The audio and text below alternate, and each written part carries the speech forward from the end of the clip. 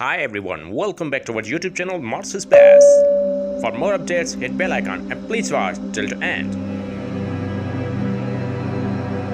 NASA's Mars Perseverance rover acquired this image on 15th April 2022, Sol 409 of its mission photo captured on Mars and saw something unidentified. Watch it.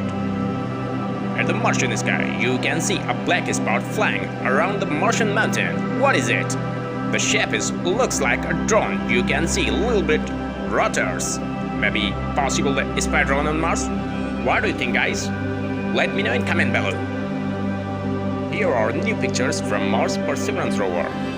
The Perseverance rover in front of the Delta, using its onboard right navigation camera. Photos captured on 19th April 2022, Sol 413. Like the video, share the video to your best friends. Stay connected with us. Thanks for watching.